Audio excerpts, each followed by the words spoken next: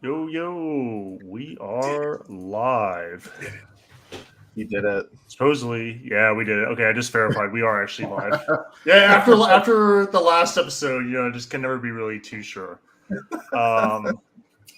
Welcome back, everyone. I think I've talked to everyone in here as recently as like 12 hours or less. But this is X and One episode.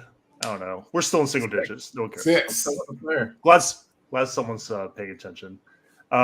We have special guests on the show, Mr. Jim Stanley and Mr. Anthony Vanella, who are, I believe, good friends, and they play against each other often in real life. And as in the lead up to 10th edition, we kind of wanted to, search for some other topics that maybe were always good ideas, and we're like, oh, we should totally do that. And then events happen and books release and rules release and previews happen. You just never quite get around to doing it.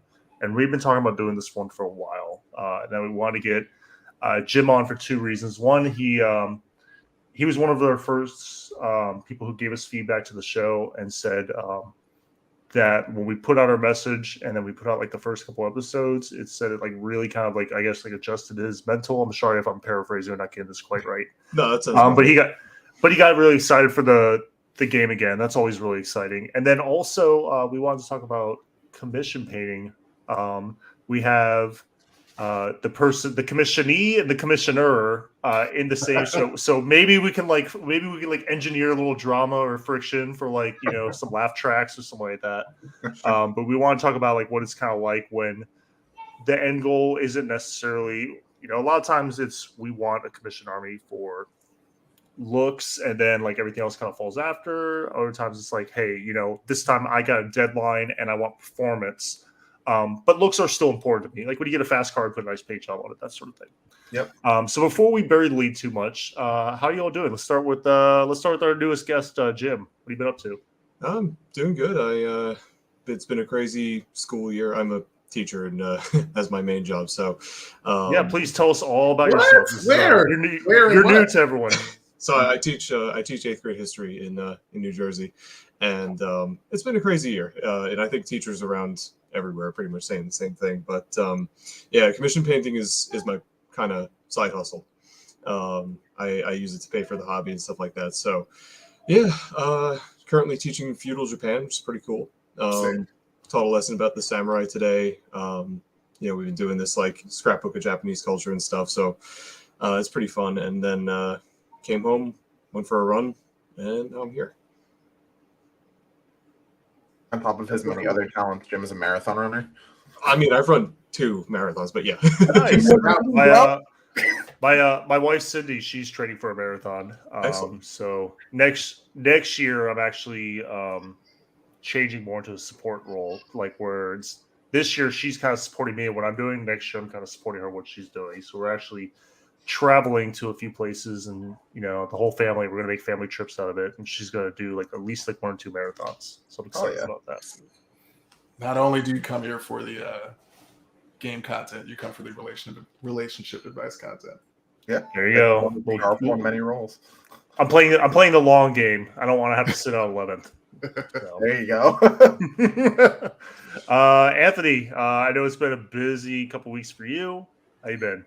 It's been good. It hasn't been crazy busy since I've been back in the States. It's been actually by comparison to the weeks before, it's been pretty chill. It's about to get fucking wild though. In a month when 10th really starts to kick off, and then I imagine July is just going to be a Lovecraftian nightmare of not having free time and me trying to schedule too many things and not enough hours. So.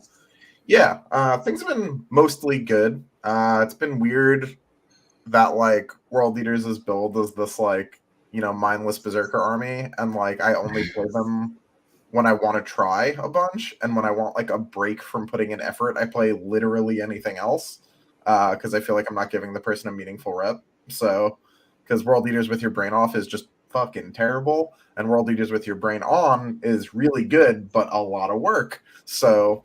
It's a weird balancing act when it comes to providing practice games for the teammates of various stripes.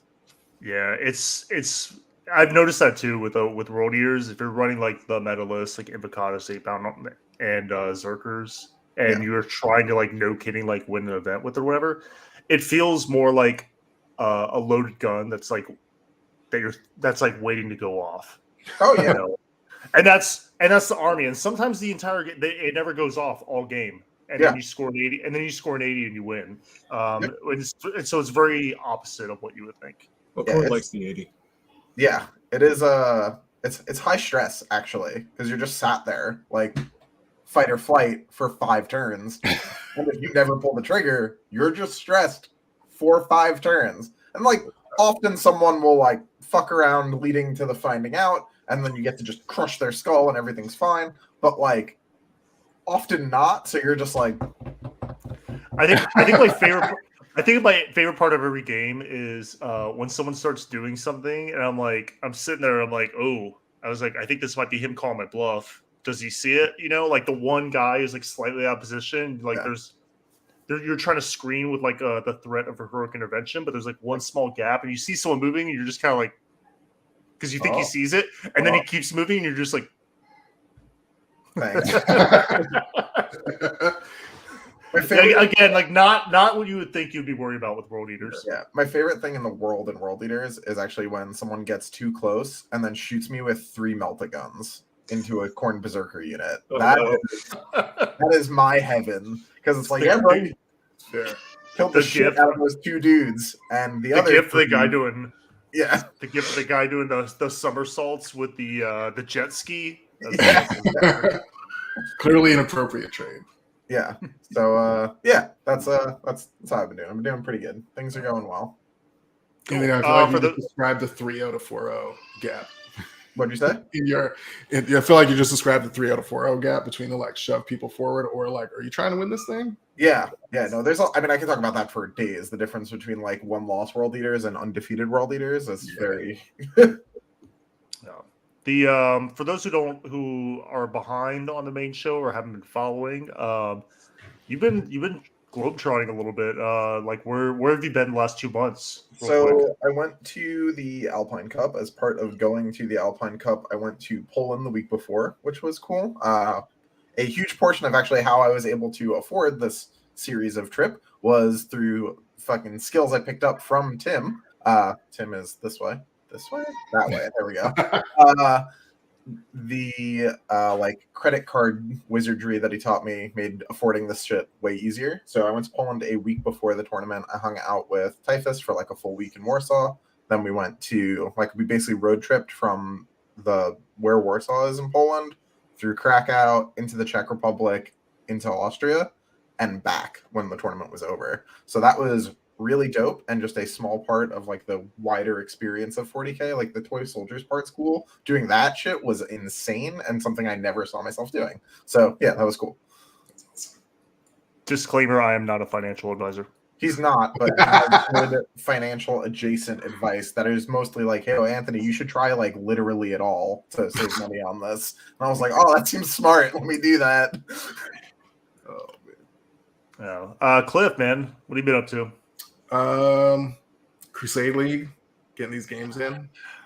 Again, it's mostly like an introductory competitive experience for folks who are new to the game. So I got to play somebody who's like, was on their second game of 9th, had a really unfortunate first run in. They were like, oh, this game's about gotchas and like laser measurers and people not understand what I'm trying to do. And I was like, nope, that's not it. That's not how it has to be. So he's running Blood Angels. I've been running Chaos Knights. I basically talked him through tabling me top of turn 3 because he was fully committed. In retrospect, just like, I'm just going to jam my guys forward and like charge you, right? Like, that'll be okay. They'll make it through 1 round of shooting. I'm like, maybe, probably not. Here's what we can do instead. So we like made sure the table was nice, made sure that he was making appropriate decisions, and he had a great time. And I think he was like sort of at risk of ditching the league completely. Before that, which is awesome. Yeah, that was sick. It's like the optimal outcome. Yeah. And then just like hobbying up these nights. That's been super fun. Continuing to hobby these Death Watch, also fun. It's good to have like big boys and little boys to mess with. And trying to fight the creeping sense of doom. I have about 10th edition and like the raw math that has been shown to us so far. and how it seems increasingly like, poke the person out, they die immediately, and you get killed, et cetera, et cetera, et cetera. Look, if you already have a good armor save, the reduction in AP will surely cover the difference of the fact that you're going to take like 40% more saves. It's going to be fine. Right. That's how it works. I'm sure it'll be fine. It's going to be great. But yeah, I'm not sure how aligned the less rerolls, less lethal branding is going to work out. We'll see. Yeah, it's been definitely felt a little bit tone deaf how like they like led with like the less rerolls and then they previewed everything. So like maybe they're telling the truth, but also like there's a thing called optics and like a way to manage it. And that's not really how I would have. My favorite part of that is that it's the same article. Like it's like less rerolls, Oaths of Moment, like just boom, boom. Line two. Are you sure? I always like to think that every GW preview article has been written by two people who have never met. Yeah, that sounds right. Yeah. Yep. What about you, Tim? It's been pretty quiet for me. I've mostly, as Anthony has alluded to, Team USA is gearing up in earnest. And then also, background for those of you who may or may not know, I'm an air traffic controller in Southern Florida. Spring break is now over. So I've gotten a bunch of free time, and I've also a lot of my lower priority commitments I have shifted to other people or taken care of or wrapped up or deferred. So that way I can just pretty much all my focus, my free time that's like not on my family or like social life, whatever, is pretty much at this point X1 Team USA. Which Anthony is giving me the go ahead to say this. I haven't made the roster, but I've made like the last round of cuts before the starting roster. So I don't know if that has like an equivalent to anything, but like I'm one step closer. So that's kind of cool. But either way, like, I don't know. Team USA is way different this year than it has been since the inception. And we're trying to do like almost like a professional sports program kind of generational power thing where like we have people like redshirting and stuff like that. So even if you don't make final cut or top cut or roster, you are kept on as someone who has potential, is just maybe not there yet, or you need a little more experience, whatever. Because the way it was described to me is they were definitely looking for people who are coachable and then had like integrity and character, more than maybe necessarily being like the strongest player in the room. So it's almost like you guys are building the program over time, right? Yeah, exactly. That's the best way to put it. Is they're trying to build a program. So, and we can definitely see it. It definitely feels a lot more structured. I've never seen the inside before, but from what I've heard and what I'm seeing, it feels a lot very structured behind the scenes. So that's really cool. I did an RTT. We had like 4 undefeated because it fired with 26.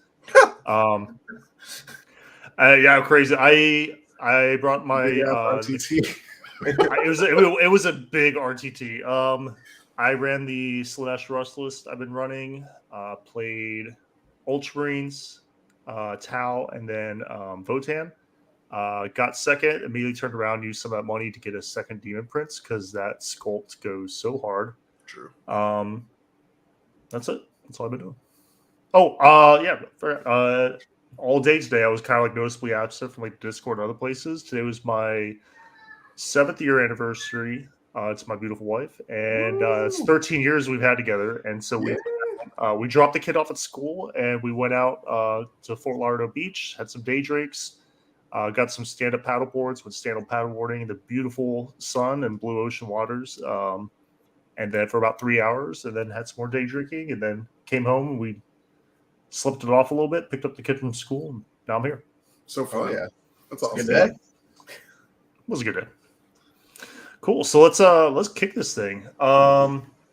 Jim, talk to us about just everything, man. I think I think that you're. What I'd heard is you were like maybe not in such a hot spot, and like now you're like reinvigorated. So just the floor is yours, man. Just anything. Yeah. Just talk to us. So yeah, I was going through I don't know, kind of a rough patch in my competitive 40K career, I guess is a good way to put it, and we sort of we had like our local store closed down, and that's kind of still coming back. You know, it's been a hell of a school year, so I've kind of been sort of, you know, less energetic than I would normally be. Just a lot of things kind of hit me at the same time. And I didn't really feel like I had a solid army that I liked repping with. It was sort of stuck in this doldrums, I guess. The other part of the equation is that there's a lot of really good players around me. And that's actually kind of always been my story. I first started playing competitive 40K back when Jack and Nick were playing at Only Game in Town in Somerville, New Jersey. That closed also, so I have that nice tradition too. But I've always kind of been the weakest competitive player in the room, which isn't really a bad thing because it means that you have something to learn from everybody around you. But I did kind of develop this complex over the various editions of like, I kind of suck at this game. And I was explaining to Anthony one time, I was like, I feel like you guys think I know more about this than I do. And so there's a little bit of that, a little bit of kind of imposter syndrome of like, oh, they're going to find out I have no idea what I'm doing, and then they're just, they're not going to want to play against me or whatever.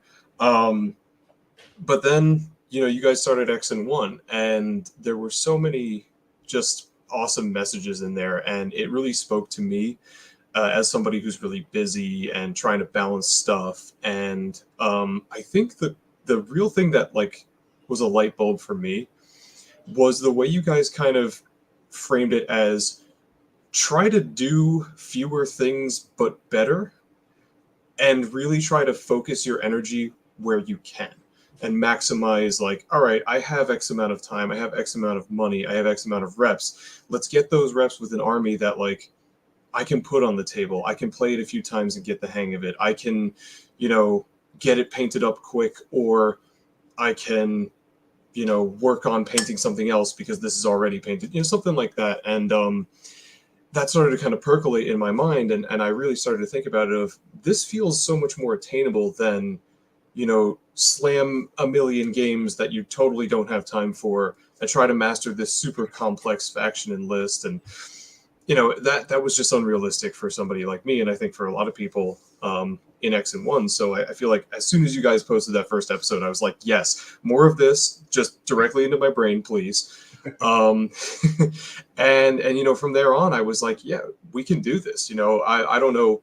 I haven't been super successful in 9th. I've had like a middling record. I go 3-3. I go like, I think I went 3-2 at a GT one time.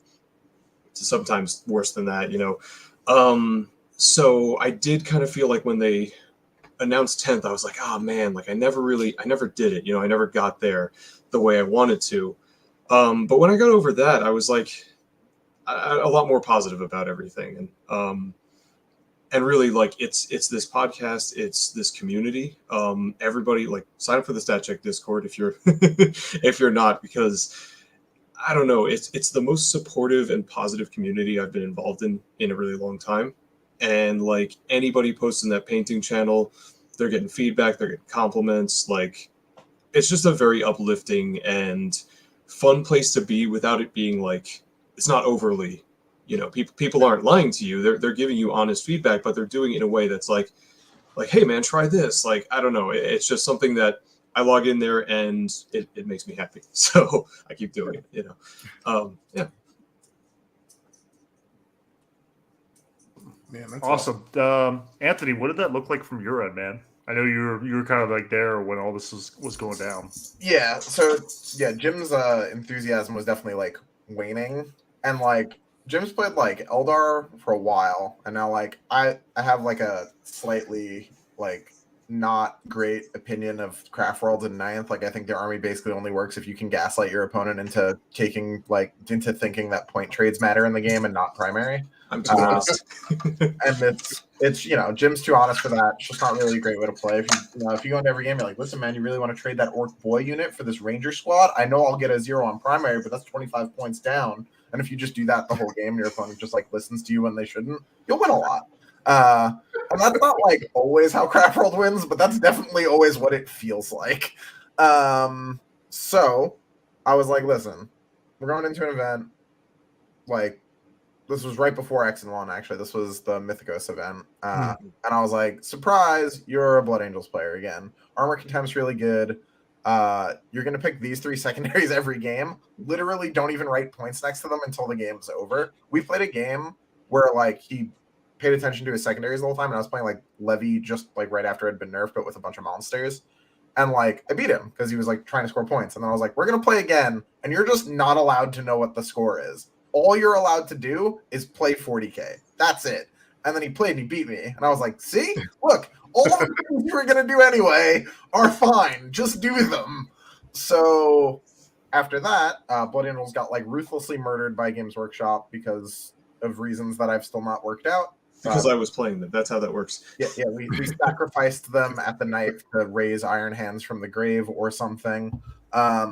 So we needed something else. And that was around when XM1 came out and the Solar Watch Custodes list was starting to get some popularity. And it was a way to play Custodes that wasn't just like roll 4-ups. Because you were like, there was a lot of shit going on that list. Like, yeah, you had 2 bricks of 10 dudes, but like you were doing a bunch of stuff. Yeah. There was a lot of like stratagem, kata, this, that, the next, like you know, GPS, like good player shit that you had to do while you were playing that army. Like generic good player shit got super rewarded in that army because if you did it well, it went really hard. So we had a practice weekend where he played it a whole bunch, and it went really well. So we were like, all right, we're going to All Is Dust. You're playing this, and then like between the podcast stuff and the finding of an army that was much simpler than Eldar, but not, you know, brain dead. Mm-hmm. We got a new and improved version of Jim, at least for this event. So yeah, that was what it looked like from my perspective. Yeah, that event was a really good time. I mean, like, props to everybody that ran that. It was just such a fun event. I ended up going 2-2-2, which is like perfectly balanced as all things should be. And my round 6, despite being, I guess what I was 2-1-2 at the time, my round 6 was Skari. And I was, on one hand, I was like, sweet, I get to play Skari, and he was such a great opponent to play against. Like, I would gladly play him in a heartbeat, but man, he murdered me. Like the level of combat finesse that man exhibited in that game was inspiring. I was like, man, I want to like be able to play half as good as that, you know. And I thought, I was like, good on me for reacting to it that way, because I could have been like, oh man, I have to play this really like pro player, and I'm not even, you know, because I've reacted that way in the past. I definitely have. Like, there have been times where I've gotten paired against Anthony round 1 in the Mythicos GT and gone, to a point where they stopped allowing that to happen. Yeah, it happened 3 times in a row. And on the third That's one, absurd. On the third one, they actually repaired the round. They were like, not again. They're like, this isn't allowed to happen anymore. Yeah. I have like comically, mythically bad pairing luck, just in general. And anybody who's played with me all the way back to like 6th edition will tell you that that's true.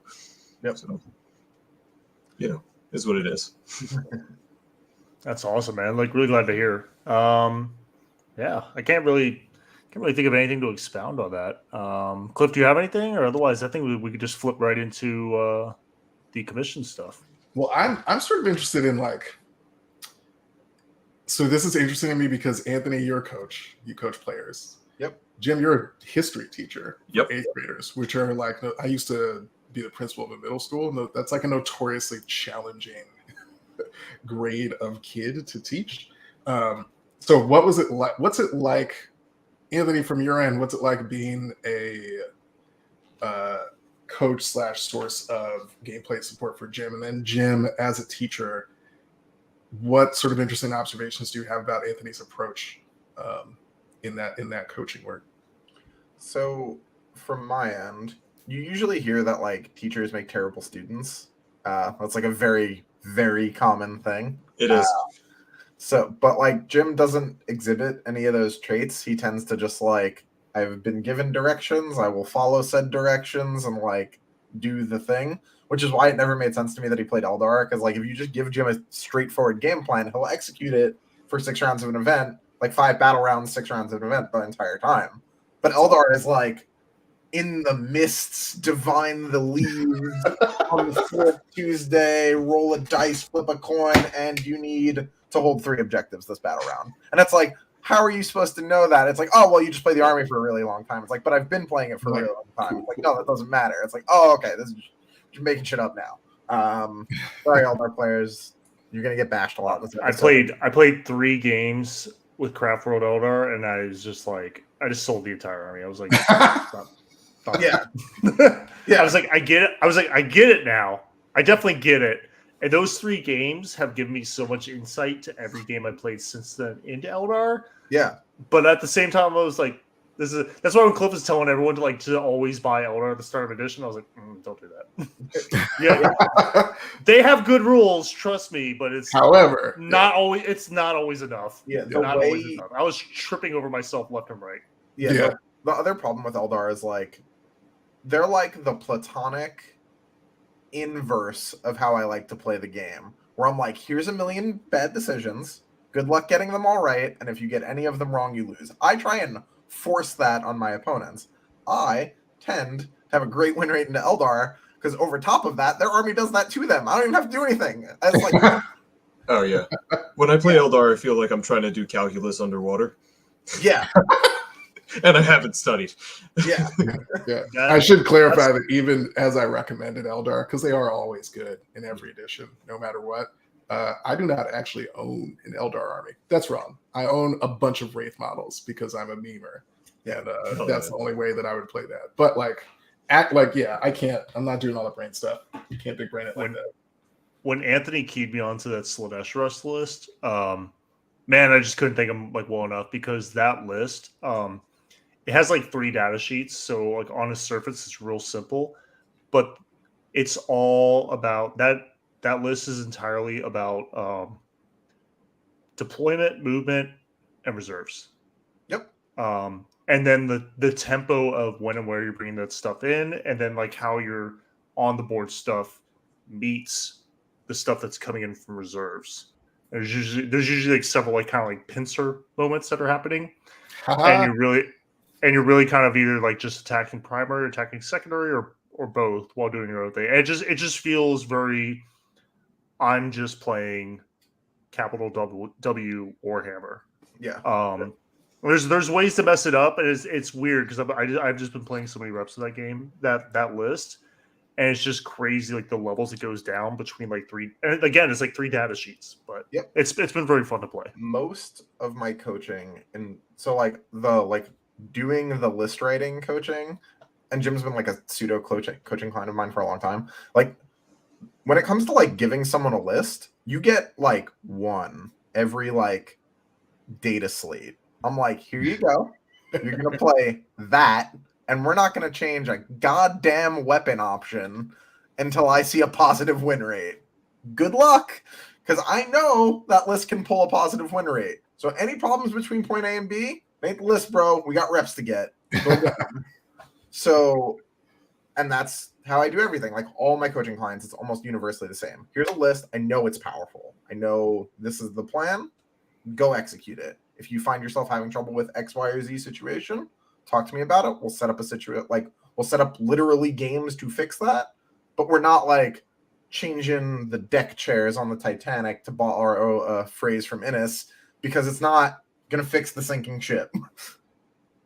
So yeah, I love that saying. Yeah. So yeah, as far as that's my bit of that. That's cool. Jim, Jim, what about your end? Yeah. This is a teacher. So on my end, I totally agree with Anthony. Like teachers do often make terrible students. But I think I kind of am an exception to that because in my experience playing team sports growing up, especially football, I was an offensive lineman. I know, like, I'm not that big, but I got by because I was very coachable. And, my team wasn't great. We didn't win a lot, but I always felt like I played solidly because I was very good at following directions. I executed the play I was given, and I put the execution of that play ahead of whatever I was trying to do personally or whatever. If it was making lots of tackles or whatever it happened to be, whether I was on offense or defense, And so when I work with Anthony, it's really nice to have somebody just say, here are your orders, do it. Because so much of my life now is make a decision. And the number of they're usually simple questions, but the number of questions you have to answer on a daily basis as a teacher probably numbers in the thousands. It's constant. And when I'm doing something for fun, I don't want to have to, answer all these little tiny questions of what do I do now? What do I do now? I want to have a framework of, all right, your objective, like your win condition is, this, like go for these secondaries, play Warhammer. And so I love that approach of let's not get lost in the woods. Let's not, overanalyze the list. It's here's your tool. We're just going to get better at using that tool. This is how you block. Now just go execute the blocks in the right direction. You know how to do this because you practiced the steps 100 times.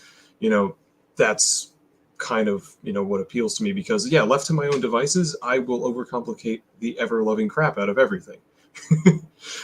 Because I am, that's how I think. I'm constantly like, oh, am I doing this right? And I get so lost in my own head. It helps to have somebody just sort of bonk, no, this is what we're doing. Stick to that, and I guess it's the football coach I I still need. And I am also I coach running at my school. I did coach football for one year. I liked it well enough, but stuck with the running. And it's funny because of how often Anthony will tell me something, and I'll go, "Holy crap! I just told kids that last week." All the time. And it's just this, I feel like my life is this ongoing story of me learning lessons that I've already taught other people. And Cliff, you were mentioning before that you had a game that you were working with your friend on Crusade, and having the opportunity to teach somebody, I feel like makes you so much better of a Warhammer player. And I think that applies to just about everything in life. But I have a buddy of mine who relatively new, he's just kind of getting started. And what I find is like when I teach him the basics of the game, my play has to be completely solid. I have to be clean. I have to be like, there's no take backsies. There's no nothing. I just have to play the game, and I have to do my best to help him play the game.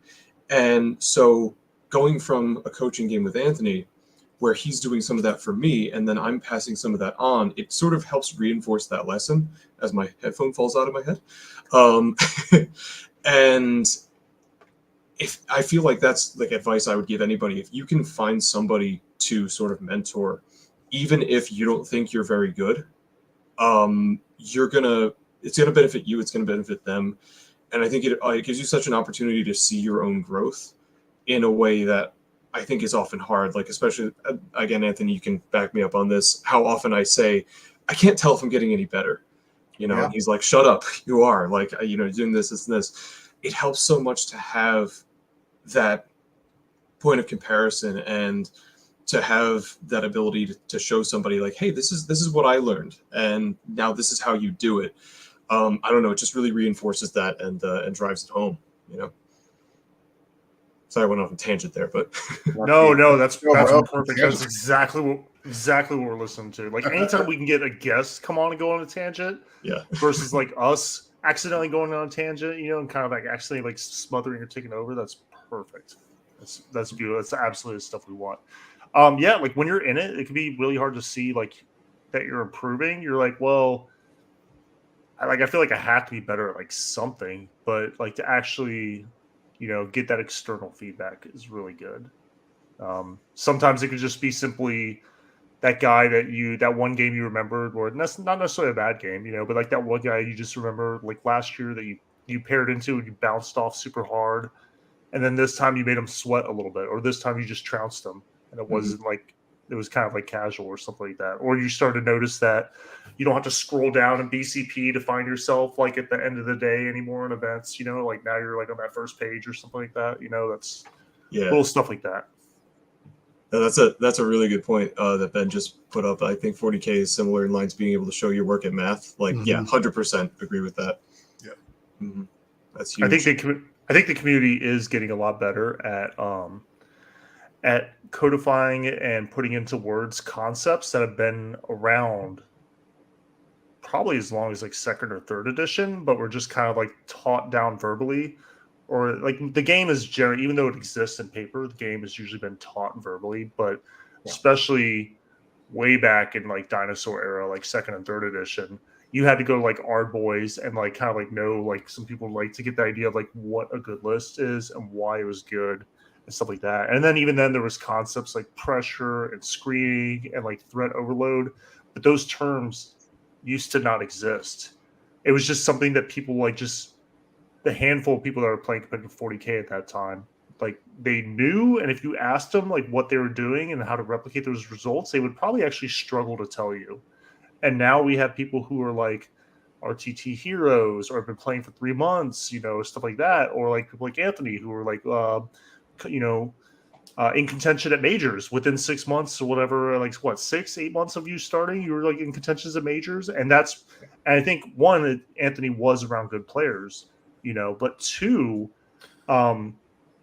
the amount of information sharing and the ability to immediately turn back around and then build on those stepping stones that those came before us is much more established now than it used to be. So I think the last time I was at LVO, I commented to some of my friends. I was like, man, it was LVO 2 years ago, I think I went to. Yeah. And the last one I went to before that was the LVO that was in 2020. And I commented, I said that this player field is noticeably better than the last one. And I think that's going to continue to happen, especially now that the 40K is exploding and all the information sharing, all these shows that are actually putting out like good content. Us. The stat check in general, just Art of War, all this information sharing.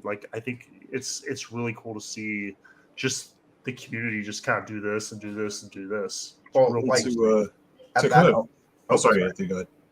At that LVO, you played my boy Brandon in the second round, Tim, which is like not normally when that matchup should happen. Like Brandon normally goes 4-1, like that's his thing. He wins like loses like once, maybe twice, and those other games are just like vicious. Like Brandon exists in like this very funny space where he like if you're like likely on Team USA, decent odds he loses to you. Everybody else, rough day in the office. I don't. Yeah, I felt a little bit bad because I knew because we ended his run like real soon, but at the same time, like back 4-2. Yeah. Also, he was playing Custody, so I knew like that game. That game was on was balanced. Razor's Edge right from the get go, and also like I treat everyone with respect. One in like just manners and P's and Q's, but also like like I have a plan to figuratively on the table kill you at all times. Like even like if you could like be like the most nicest, charming like 50-year-old man playing your Ultramarines, you got nameplates on your your rims, phone clip on your belt, and I will treat you as a real opponent until your army is on the floor and is no longer moving, and then at that point that's where I like pump the brakes a little bit. Yeah, you gotta watch out, or Thomas Bird will get you. Yeah, no, Thomas Bird, man, that guy will like he will lull you. That guy will lull you. That is like the capital D, lowercase a, capital D dad of Warhammer, man. And he will lull you with the false sense. He is also super cool. Yeah. I thought he was Jaime. The first time I met him, I thought he was Jaime Paris's dad. I would have believed that. Do I sense a Dads of 40K grudge match coming? Yeah, maybe. Oh boy, he's also like 7 feet tall. Winner gets a golden New Balance sneaker. Dude, to talk to him, I have to look like directly up. Like not like I don't have to like crane my neck. I have to look like straight up. When you go to shake his hand, like a hand comes through the clouds. It opens yeah. That's what it feels like. There's a golden George Foreman grill in it, and he's like, "Screw you." I don't even know what we're talking about. Do we have any more questions for Jim? Like Jim, man, thank you for coming on again, man. We love the feedback. Oh, yeah. Feedback. Oh, go ahead. I said commission stuff. Oh yeah, we're getting. Oh yeah, commission stuff. Yeah. Yeah, I'll wrap this up and we'll get there. But again, Jim, like, please, again, we love the feedback. And anyone else has feedback, please keep it coming because this is the kind of stuff we want to hear.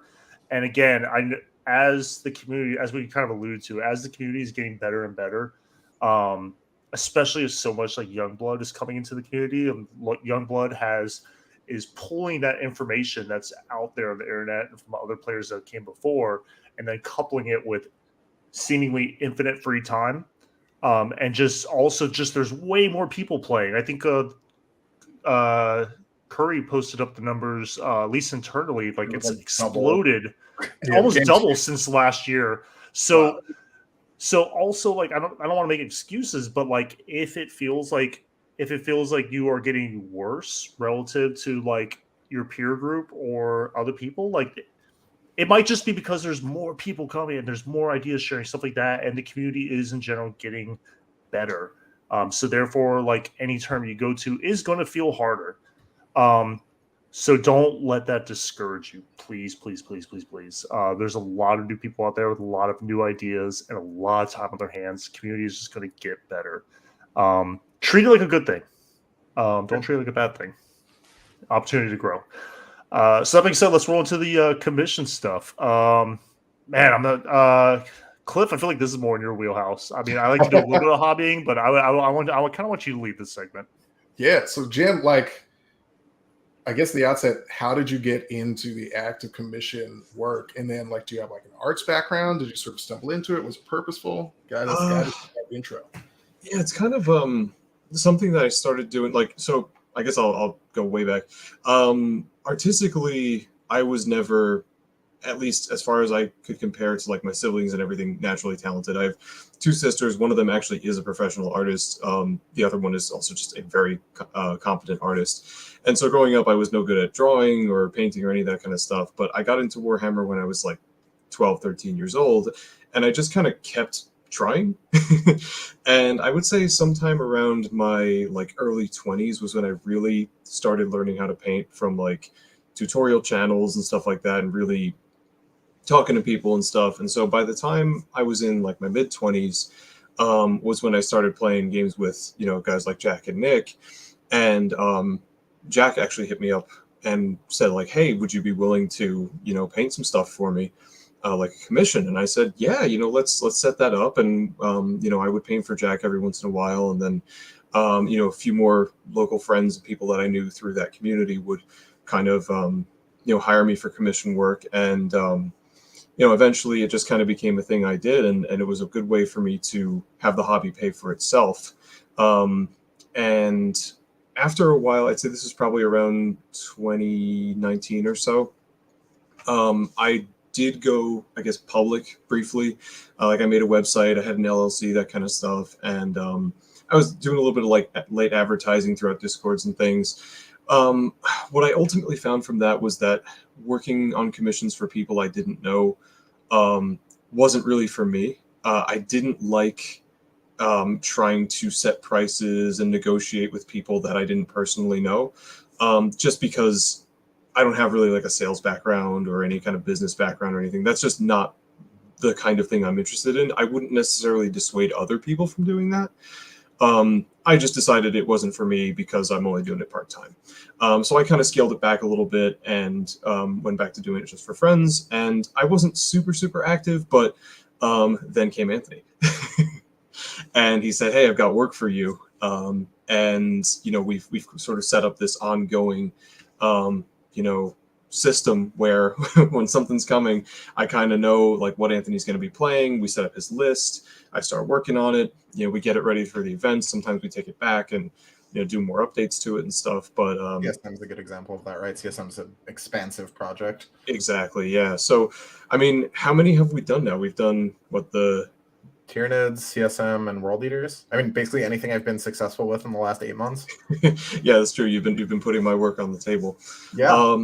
Yeah. So that was sort of how it got started. And you know, I do take on new clients here and there, but it's mostly on a basis of, you know, again, people who at least know somebody I know, because I also want them to feel comfortable in what they're getting.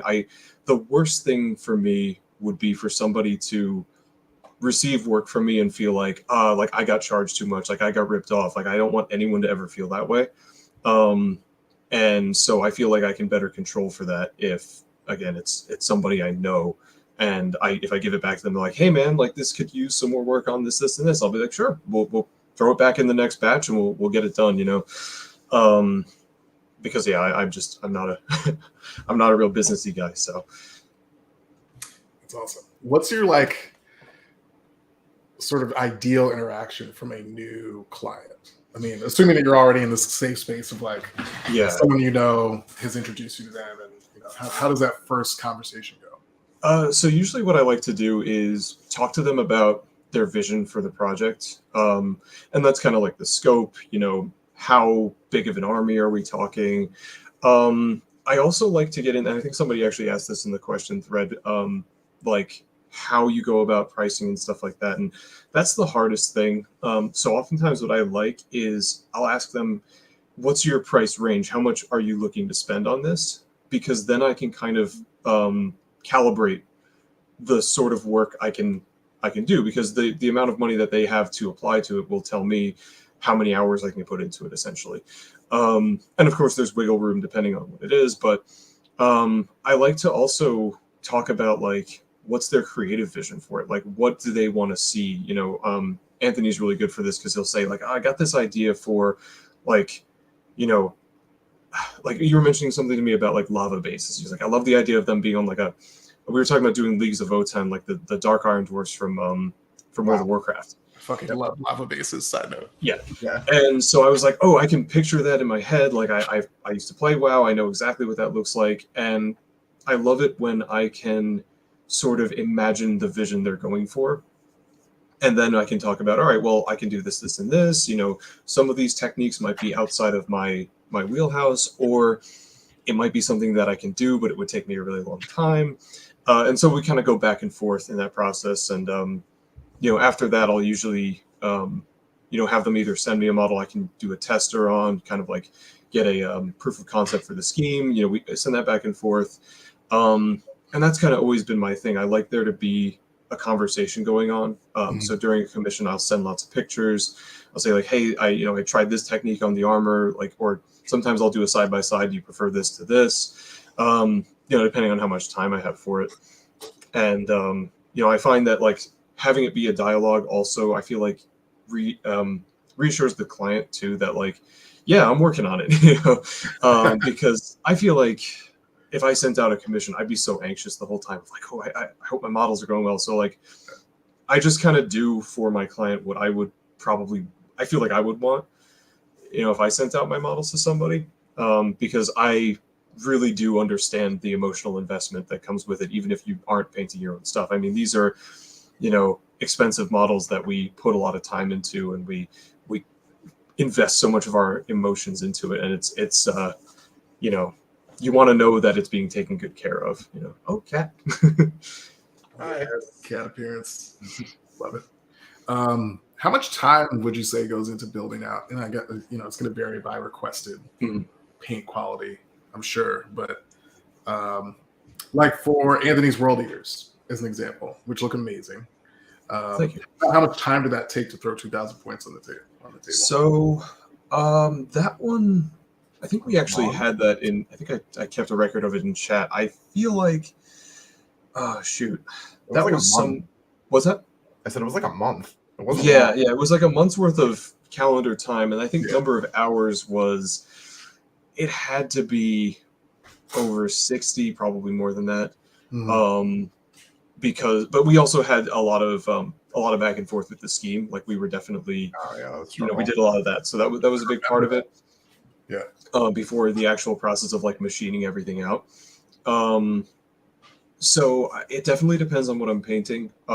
There are certain things that you can do, you know, in batches, and you can kind of like the airbrush helps a lot with stuff like that. But with CSM, like there's always going to be some amount of it that's just going to be painting trim, you know, even if you do the reverse trim method of like paint everything the trim color first, then paint the insides. Like I recommend that, by the way, if you can get away with it. You know, if you have a scheme that allows for that, definitely do that.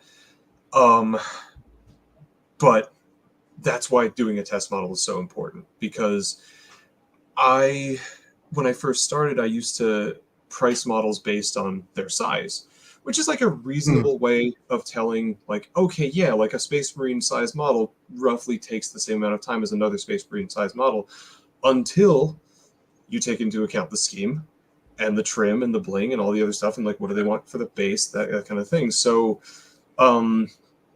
I think that if you're like a studio, that makes sense, right? A studio can machine it out. And I think that's why, like, if you look at all the big studios like Frontline Gaming's Paint Studio and like any of the other ones you might look up that have, you know, like a team operation going on, yeah, totally. Like price it by the size of the model makes sense. As an individual though, If you are painting or you're hiring somebody, it makes way more sense to price it based on the time it would take and the techniques you're looking for. And that's why I kind of like to set it up almost like I said before in the reverse. Like, how much are you looking to spend?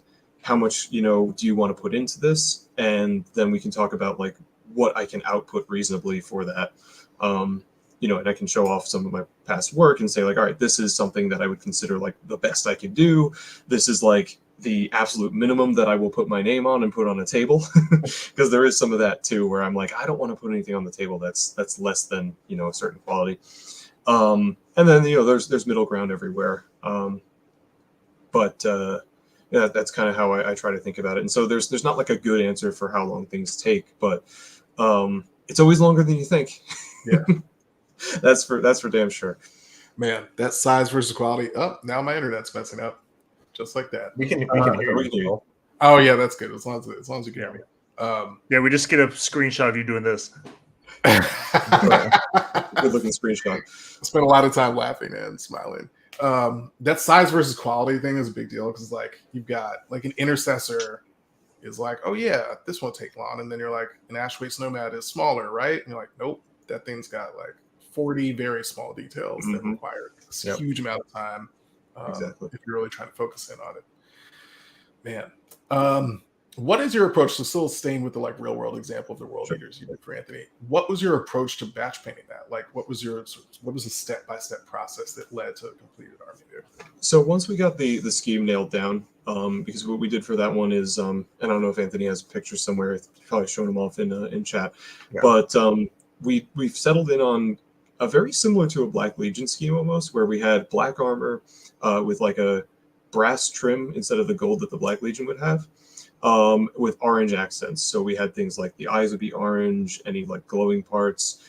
Of course, you need a requisite amount of blood. We probably need to add more blood to them.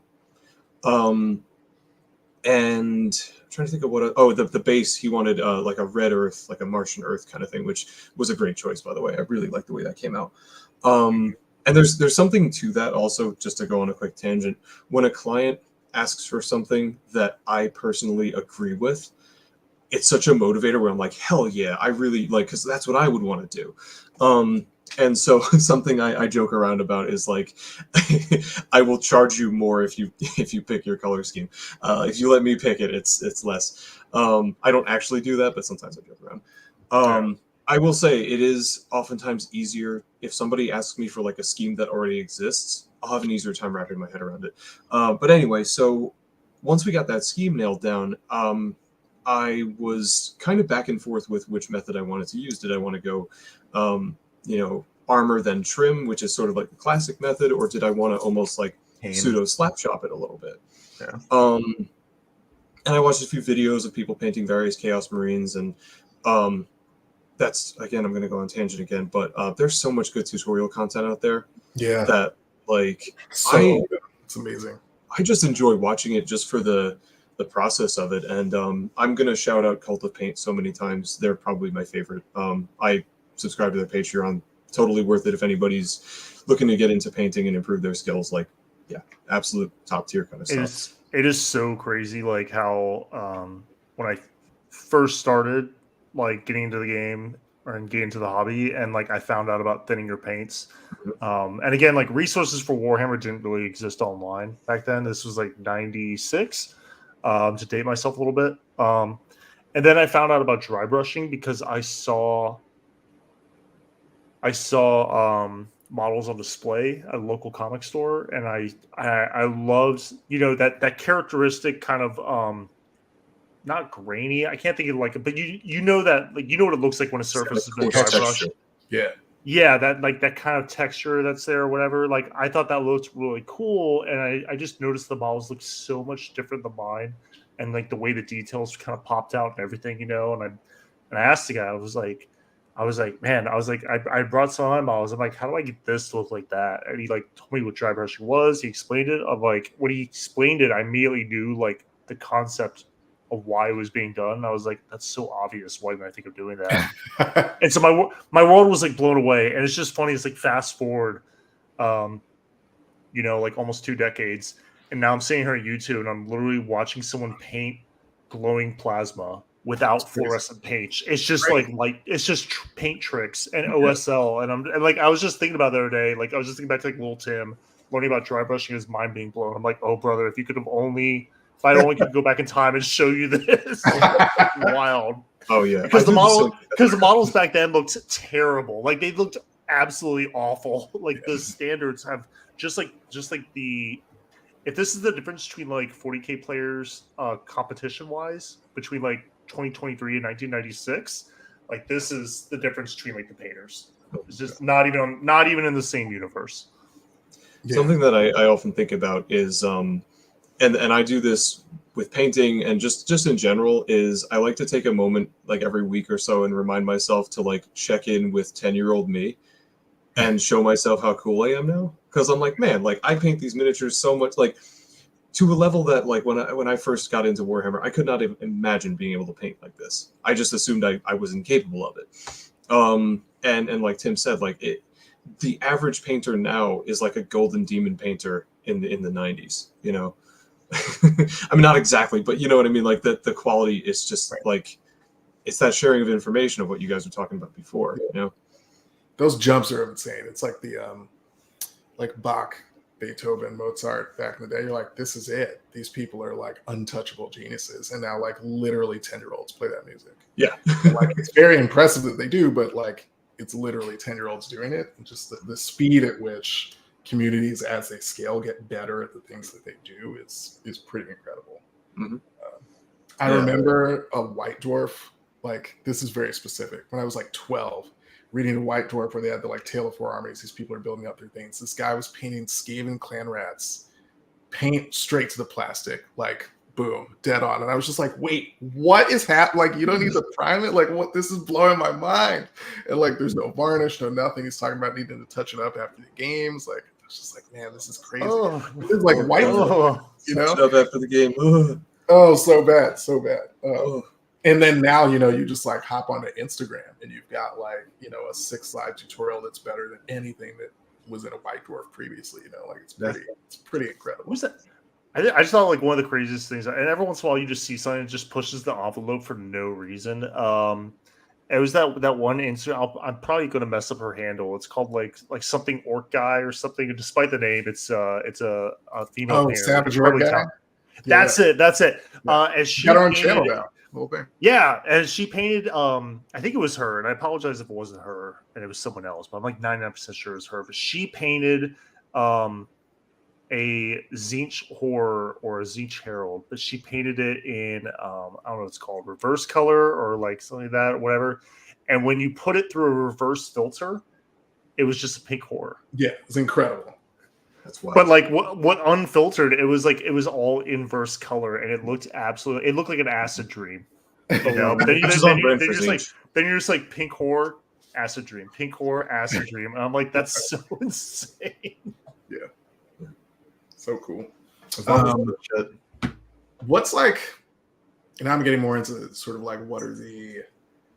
I realized I didn't even finish. It's like Cliff is meeting his hero here. I know. Wait, Jim, what were you saying?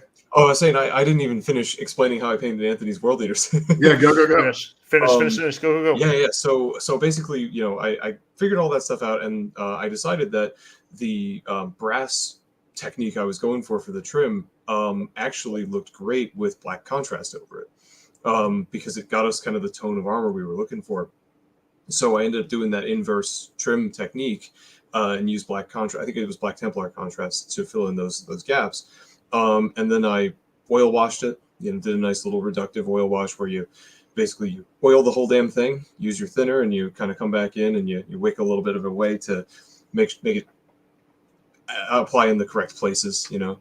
And then with the time that I had left, I was able to spend more time on things like the glowing orange, you know, eyes and stuff like that, and you know, it just make it look nice so that we could get it ready to go for all his dust. And I think one of the funniest things about that whole process was the models I'm the most proud of are the rhinos. I don't know what it is. Yes. And Anthony just made a face, so I think he agrees with me. Yeah.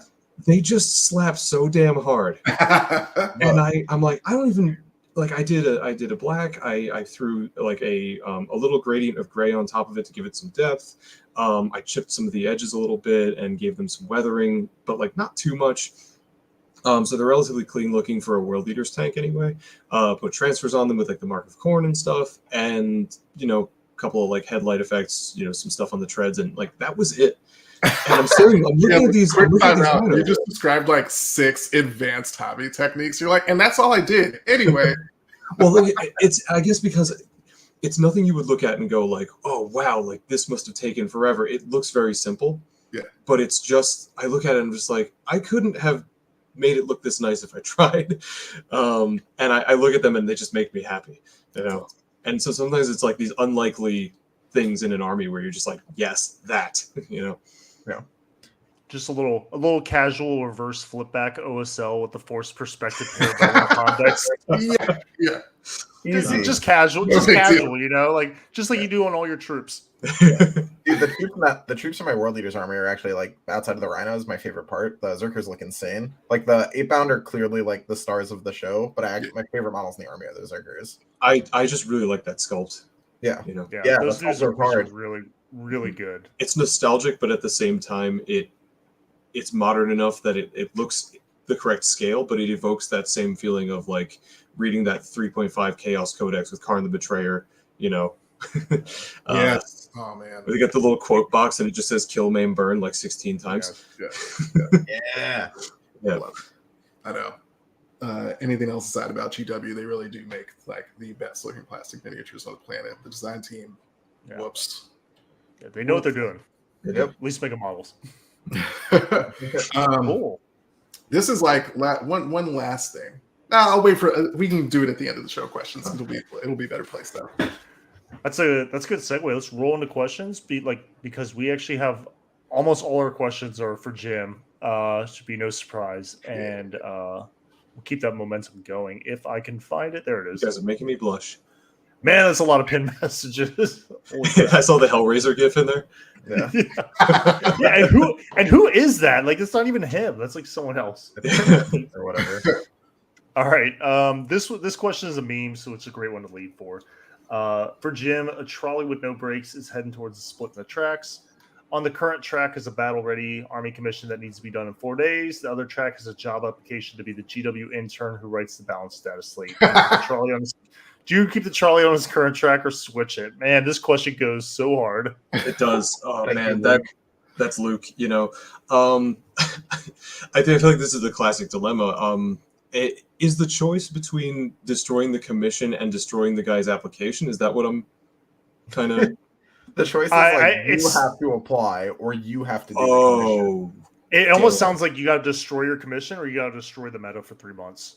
Well, the meta's going to destroy itself anyway, so I probably someone's going to break it. Might as well be you, right? Yeah. Oh, that's true. I could just No one's even going to notice it was me. So we'll send it into the balanced data slate. Yeah, exactly. Save the army. People might not even notice. Like they just might. If anything, people might actually be like, "Oh, this is the best meta of all time." This is great. Yeah. Oh, so you need to play now, but Jim, teach painting classes. All right. No further context. Just no further context. Done. Hey, maybe that'll be our 4th show. Cool. From Grant H, regular to Discord, tips for speed painting, good, slant, decent. All right. I read this question earlier because I wanted to make sure I had a good answer for this because Grant's the man. He is probably the nicest guy in Discord. Always in there. Money Sonic. He's the best. So the biggest thing, and I think this is like the X and 1 mantra, is simplify. Fewer steps and do those steps better. This really clicked for me thanks to a Cult of Paint video where Andy shows how he went through doing his Ulthway Eldar. And he talks about the process he goes through, and he basically says, I identify the elements, the visual elements that make up the piece and like the army in general. So he's like, all right, Ulthway, for example, it's black armor, it's bone accents, and you got some fancy weapons and glowy eyes. Like that's the army, right? And then he figures out a method for each of those steps that is, or each of those materials that is as few things as possible, as few moving parts as possible. And so he basically goes, all right, I'm going to do a nice looking black armor with just black with an airbrush, and I'm going to airbrush some gray over that just to make it give it some depth. If I throw too much gray, I go back and I just, get it right without spending hours and hours and hours. You get a whole squad of Guardians done in an afternoon, easy peasy. And then what he does, and I think the way he put this is really good, is he reinvests that extra time. So the time you save by doing it more simple but clean, right? So it's simple but it's good, right? You then get to reinvest in embellishing some of the things that are more fun to paint. So I think he asked a question about Grey Knights in this one, right? So like you're doing Grey Knights, the things that pop on the Grey Knight model, like the model is made up of, you got that silver armor and you've got that blue force weapon. You really want to nail that force weapon and make it look nice. So you want to get the armor done using a technique that is simple and something you can replicate. So I would always say, like, practice it a few times. If you're using the airbrush, see if you can get the reflections in the right places and like really hit it from the right light angle and stuff like that. Also, metallics are great for that. If you're doing a metallic scheme across an army, on camera it's not going to look great, but on the table it's going to look awesome. So, for Grey Knights, you get a nice silver on everything. You get some blue in the recesses. You don't have to go too crazy, just a little bit. And then you spend the rest of your time that you would have spent, like, trying to edge, highlight, and all that other stuff. You don't even have to worry about that all that much. Spend it on getting those force weapons just perfect. If you can glaze, get in there with the brush and glaze. If you can't, mask it off, airbrush it. That's how I first did Grey Knight power weapons back in like 2013, and they looked all right. I do it better now with a brush, but like if you have masking tape, that's going to work, right? And it's all about taking the time that you have and doing it in a way that's fun, because you should enjoy it, right? It's supposed to be fun. And then at the end, when you're done with it, you go, yeah, like I love the way, I got some badass looking force weapon. I've got like glowing eyes on my dudes because they're psychic, throw a good base on them. Don't skimp on the base. Do something that looks nice. Because again, a horrible base on a great paint job is just going to bring the whole thing down. So,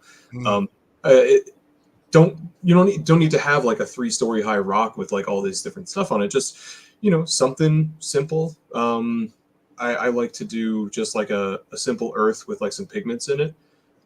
Just do a couple of different pigments and you kind of rub them in and throw some thinner on top. I can go over that more in like chat and stuff, but relatively straightforward. But when the whole army's on the table, it's going to look great, and you're gonna be happy doing it because it's not a lot of stress, and so that way again you can take all that time you would have spent stressing about that stuff and you can put it into the fun, the things that really make you want to paint. Yeah, I do apologize. That was I guess like a 2-part question, and Sure. Thankfully you said you spent a lot of time reading about it, because the second part was from Grant, what are good items parts to focus on that would elevate armor speed painting? For example, for GK, you might go fast in armor, but spend more time glazing swords, weapons, since those are more eye-catching. Mm-hmm. So a little more context in that question. That was what he asked, and you answered perfectly. From Tom, when batch painting an army, do you recommend sticking to units of the same type to limit confusion, or hit all the pieces that need that color? For this one, I think if your units have similar schemes across unit type, I like to do them in a batch. So let's say like I have like a Blood Angels army and I'm doing tactical terminators and like intercessors. They both are red armor, bolter with a black casing, green eye lenses, and whatever kind of base. So I could do those together as a batch, no problem, because once I've got the method, the recipe for my red, I'm just painting red. Mm-hmm. But if I'm doing like an Eldar army, I will absolutely do, each unit is different. So I'm going to paint each unit as its own project. I'm going to do the Banshees, then I'm going to do the Dire Avengers, because I'm thinking about them differently. And one of the things that when I talk about painting, it's actually really similar to how I talk to my students about writing. I tell my students all the time that you can't think and write at the same time. you want to do one then the other. I like to approach painting very much the same way. I like to set everything up so that all I have to do is just paint. I don't have to think, I just paint, and make it as mindless as possible. So in the case of like the Blood Angels example, I've got everything set up. Today I'm just painting red. Tomorrow I'm doing bolter casings, whatever it is, and yeah, it's just sort of whatever makes sense for your brain, I think, and what makes sense for the project. If you're the kind of person that can put 40 models on the table and go, do that. But if you're the kind of person that gets overwhelmed, break it down into chunks. Make it manageable, because you want to give yourself those little wins of like, all right, I got this done today, and it gives you that motivation to paint tomorrow, as opposed to like, I painted for 12 hours today and my desk looks the same. Everything's still red. I don't know, I don't even know what red is anymore. Is it just a different kind of orange? So yeah, I think knowing your own psychology helps a lot there, and like what motivates you. For me, it's like nailing those, like getting things the way I envisioned it. Getting it to look like what I had in my brain. Is like once I get that, I'm like, yes, okay, moving on. Cool. The next question from Elo Woozle, also known as Will. I guess it's more of like a business question.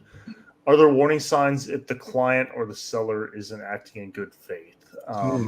Jim, I'm going to need you to kind of like bridge the gap for me a little bit, because I think I know what he's getting at, but I'm not 100% sure. Yeah, I think that there's probably people out there who would try and take advantage of people, or like, if you like offer a commission and then like, take forever, or just generally be deceptive in some way.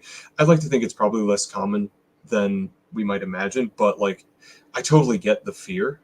It's kind of what I was saying before about like the emotional investment you're putting in these models. To trust them with a stranger that's a lot, So I would say, like, if your gut is telling you that something feels off, it probably is. Number one is whoever you're doing business with should be willing to communicate with you. And if they're not, then that's not a great sign. So that's like number one. They should be willing to sit down and talk with you, negotiate. Of course, if it's one of the big studios, they have a reputation, they have a brand name. I'd say you're probably fine. Like, whoever it happens to be, if they advertise and like have a website and all that kind of stuff, yeah, it's probably good.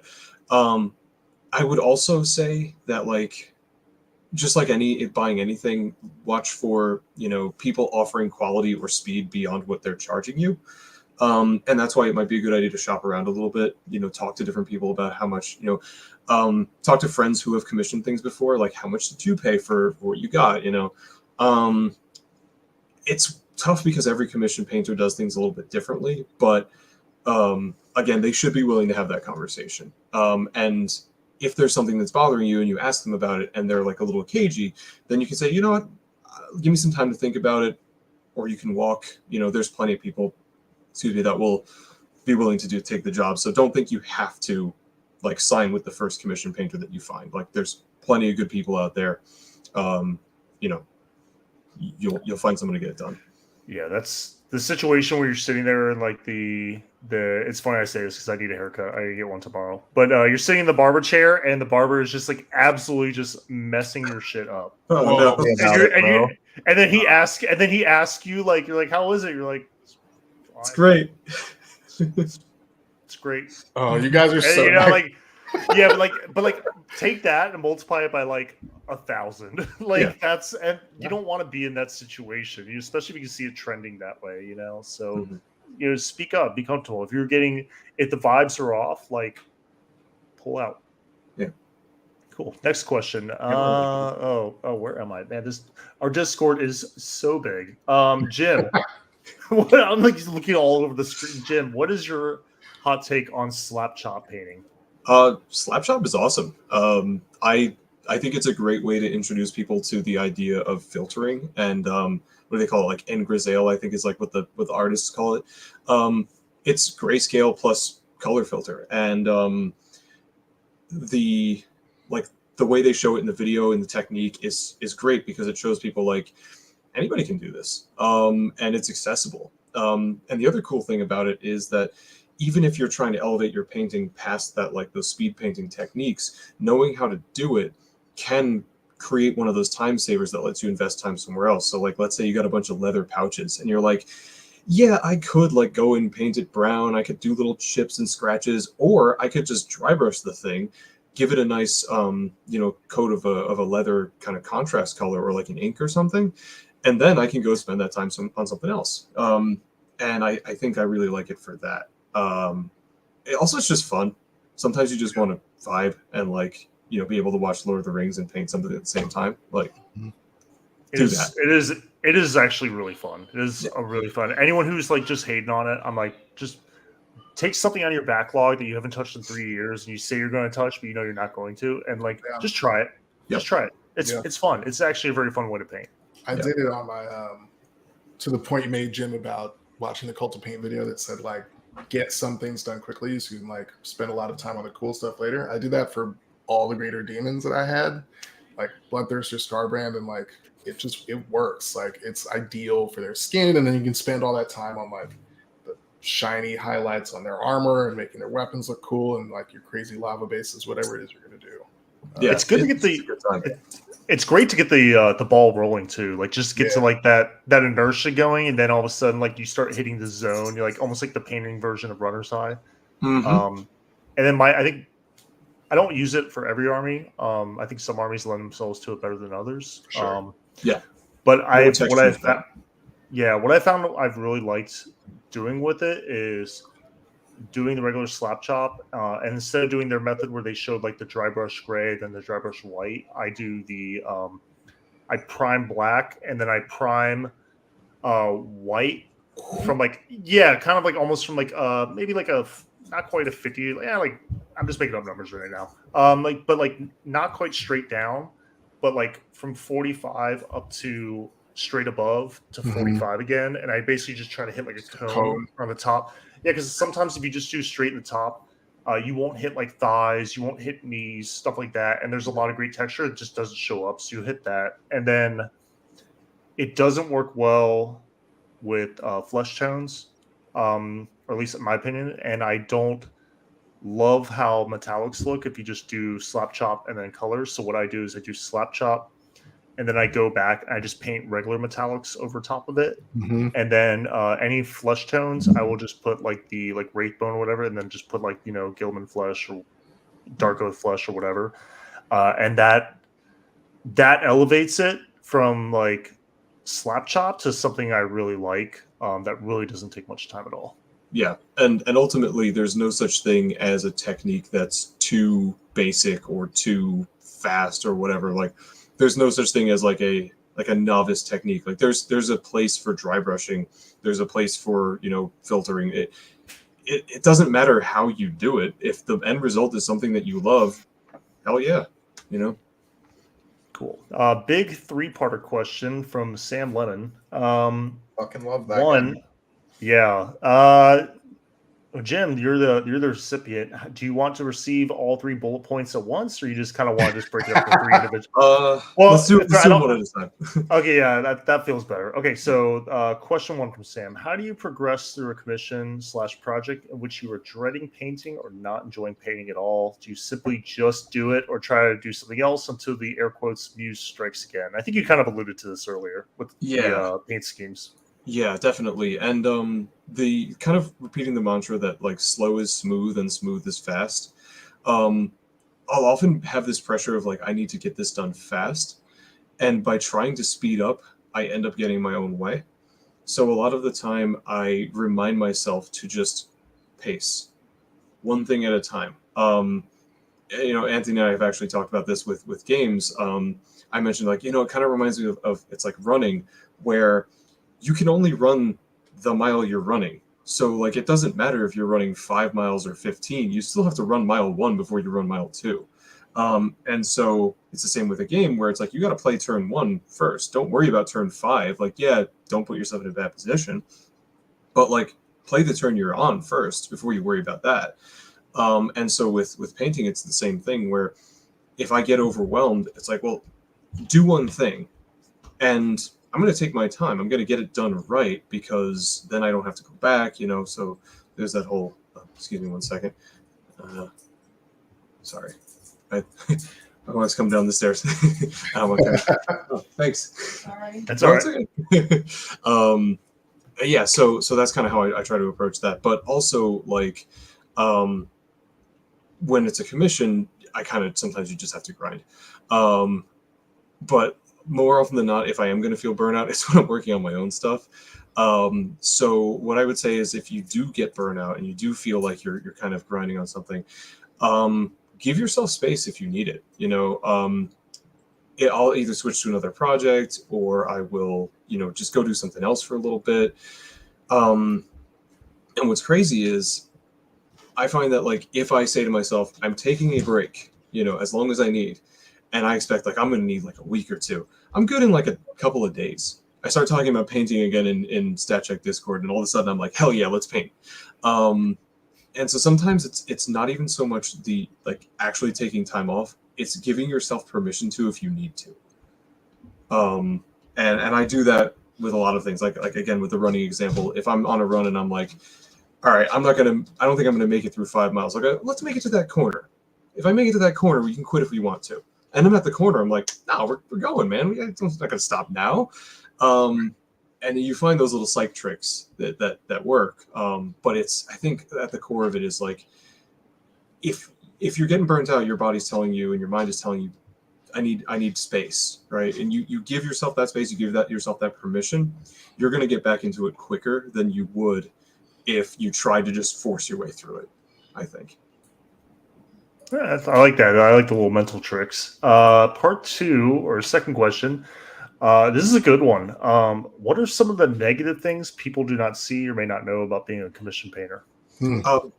Yeah, I think the hardest part is making a hobby into work. And I think anybody who does anything where they mix their hobby with work is probably going to be able to identify with that. It's tough because when it's work, you can't really just say no to it sometimes. And you have to do it. And so that can create resentment sometimes. And it can kind of make you feel stressed out when you get stuck, because you feel like you need to maximize your output. So sometimes even working on my own projects, I'll feel like, I need a break, but I got to get this done because I got a commission coming up. And if I don't get it done now, I can't get it done later. And then it can build up a lot of stress. So I think that's probably the biggest thing for me is finding that balance. And, knowing when to say no and say, like, I actually have a commission right now, I can take you on the next one. Cause I want to say yes to everybody. I want everybody to be happy. I want to give people what they want. And, it's hard for me to say, you know what, I actually don't have time for that, but I can get you on the schedule next, So that's just stand behind Jim and yell at people when they try and get him to commission shit. I'm like, oh yeah. The most powerful words you can say are commissions closed. Yes. Yeah. Or Anthony will break your legs, which I think is a little bit yeah.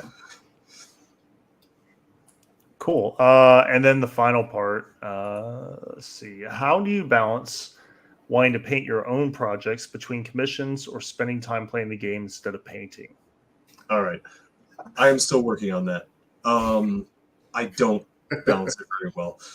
Full disclosure, that is what I'm learning how to do.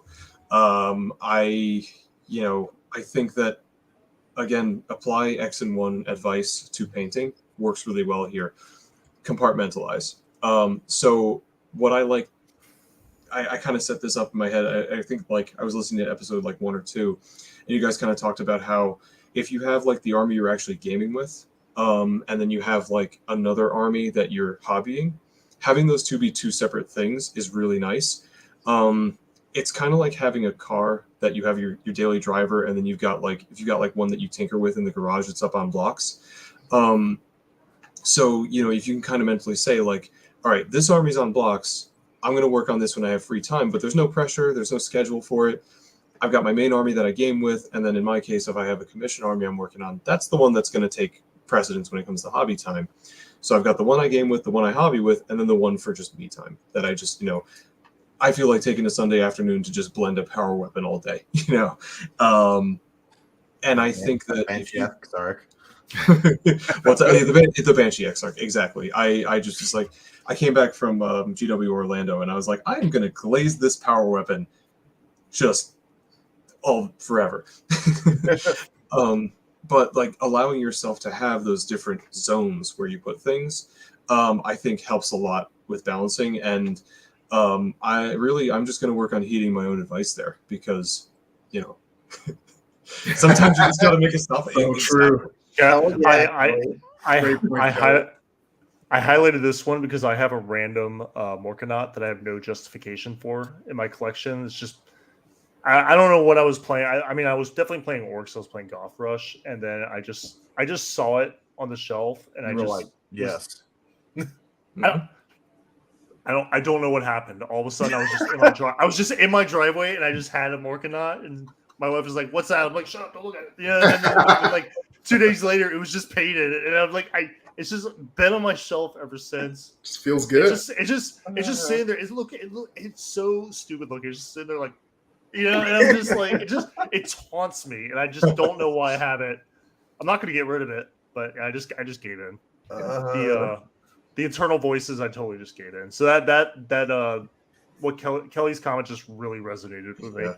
And I think, to your point, Tim, like having that self-honesty also helps a lot. Like if you're honest with yourself about why you're doing something or why you have something, then there is no right or wrong answer. If you're just like, I bought this because I like it, it doesn't need to be anything more than that.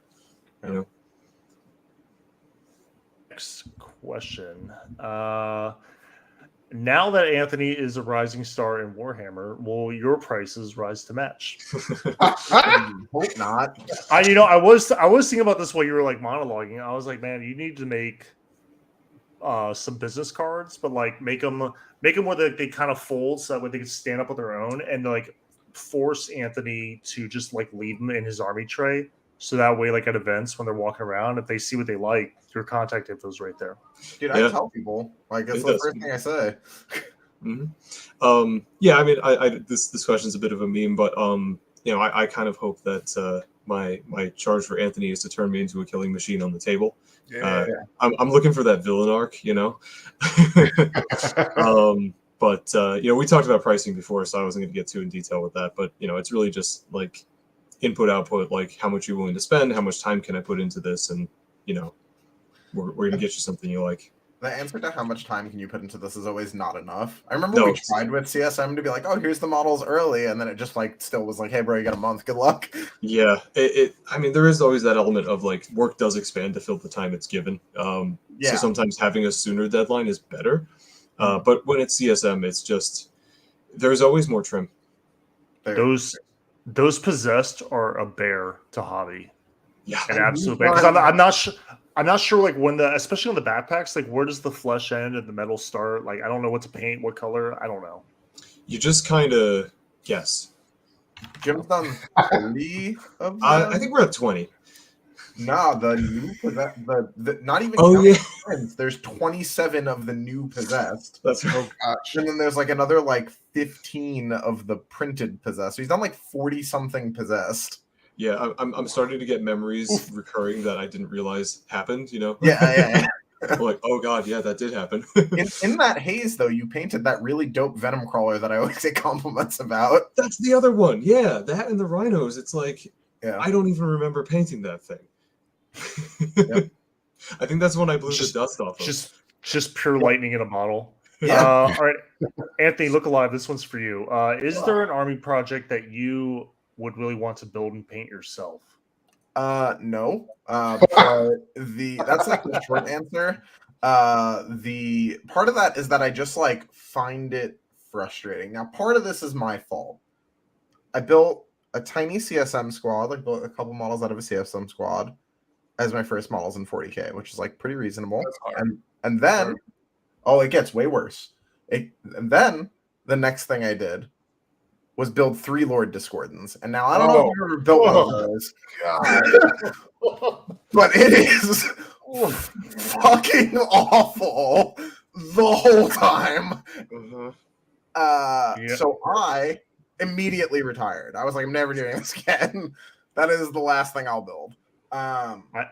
So if I was gonna do anything for myself, like at all ever, it would have to be like Custodes or something, because it would have to be like 10 dudes that are dudes that I'm gonna like bullet hose with an airbrush underneath their nostril eye, and hopefully it works out okay at the end. Custodies are like really good to assemble because they're just very chunky. It feels like you're almost like building them out of like Legos or something like that. Yeah, it's good. That's the experience I'm looking for. I built a few over the past month. I built a couple of the Slanesh chariots. Yeah. No. Here's the thing. Like I was expecting the worst because I'd heard all the horse. I didn't think they were that bad. Oh, all right. So like the axle, every single one of those little stars is an individual piece, but I just clicked them out slowly and I just arranged them from left to right in the order, and I just kind of went boop, boop, boop, boop, boop. I mean, I wouldn't want to build like 3 in a day or anything, but to this day, the worst thing I've ever built was a Necron Ghost Arc. That was. I hear terrible stories about that. Jim had to it was come out so potatoes at one point. It was awful. And then like when you finally get done, you look at it down the line, and like the ribs are like kind of doing this because there's a little bit of give in the middle. So like there's a little bit of torsion along the spine, and so you look and then you can't unsee it, and the plastic glue is already set. So it's just kind of like it's doing this. You're just like, oh my god, this is terrible. Yeah. So that was still to this day the worst thing I've ever built. Jim, back to you. Any tips for this is very specific, but Frank sounds like he's in desperate need of an answer here. Okay. Any tips? I know you already answered him, but just for everyone, any tips for highlighting Midnight Blue? How hard should I push contrast without losing the mini reading as dark blue? That's a good question. A lot of times when you're under the painting lights, contrast doesn't seem as it seems more like you have more contrast than you actually do. So I highly recommend when you're doing your test scheme to take it out of the paint light and see how it looks under like normal gaming lights. Because I find if it's going to be a tabletop piece, I want to push those contrasts a little further. For midnight blue in particular, I think mix it with lighter blues and see how that looks on the palette. Try a couple highlights again, and you're going to find a good happy medium.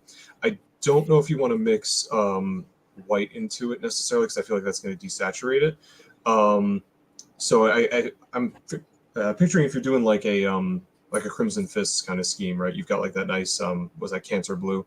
Mm-hmm. I would highlight that with just like a mid-tone kind of blue, like what do they call enchanted blue now? I don't know, Caldor Sky, I guess, something along that color.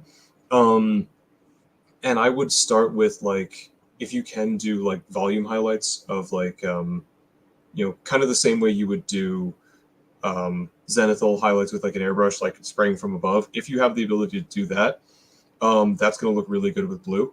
Blue, you don't have to pre-shade if you want to get a nice gradient, because blue is just like a really powerful pigment for whatever reason. I don't know the science behind it.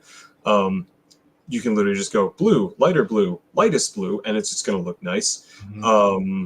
Whereas like if you want to do that with red, you have to like build up a pre-shade with white first, and then you have to filter it, and don't put too much because then you're not going to be able to see it, but not enough and it looks pink and it's pink. But blue, it's just like blue. So yeah, I would say find a mid-tone, mix it with your dark blue, see how that looks, maybe go one step brighter, look at it under regular light. Once you've looked at it under regular light, then you can decide if you want to go even brighter than that, if you want to go up to like a I can't remember Techless blue is a good one to use as like the final highlight if you're doing like an edge. That's probably a good one for that too. Cool. I didn't know that. I mean, when you explained it about the blue, it's just one. I don't know. I'm trying to think of like the way to describe like what I just heard. It's kind of like how we talk about like when you hear someone on a podcast, they say something that deep down you knew, you just never consciously do it. You just always subconsciously knew it. It was really cool to hear Jim talk about that, about the blue, and then immediately follow up with the red, because I've lived both those experiences painfully in the case of like red or yellow or orange. So in a way, like I didn't know that. It was really cool to hear that like put out there. Yeah. So I learned Blue something today. It's pretty low maintenance as a color, but it can overpower things. So you have to be careful with it. Whereas like getting red right is hard, but it feels really good. It's hard. Yeah, it's hard. Let's see. This is kind of a meme question, but we want to embarrass Jim a little bit. This is from Jack Harpstar. Oh, cool. snap. Jim, has your raw handsomeness and sex appeal caused problems for you at all? So people asked me to tone it down a little bit. So I grew this beard, but I think I don't know if that helped or not. It's adding. It's adding. Jim. Yeah, he's getting like mobbed in the street and everything. Yeah, Thank you, It Jeff. happened at all as dust. We got stopped by Canadian security for like an hour. I'm not sure That did was happen. cool. Yeah, they had so many questions about Warhammer. They did. I like to think that there's like one Canadian customs guy who's just into 40K now. Yeah. Hopefully.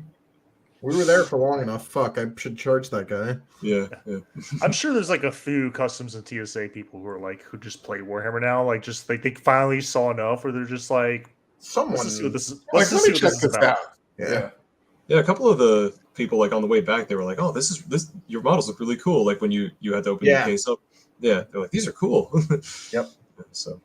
Yeah, I can definitely see like it's kind of cool where you just like you have someone open a case and it's just all of a sudden just army. Behold. Yeah. Behold. This one looks like it's another question for Anthony. What is your favorite models or unit that Anna has painted for you? Oh, it is. There's. I should have been more prepared for this and like had it next to me. But there is a Lord Discordant in the other room that is white with gold trim. That was the inspiration for the rest of my CSM that has like a blood spray on the front of it. Jim's seen him. He was my Lord Disco when I played Bile for a bit. And then the brief window when I was running one in Emperor's Children. But yeah, that's like one of my favorite models. And every time CSM gets a new book, I like shoehorn a disco into my list. And I'm like, come on, it can't be that bad. And every time it's something else, but I'm like, come on, because I just try and get that model in because that's my boy. That's awesome. Yeah. Awesome. Cool.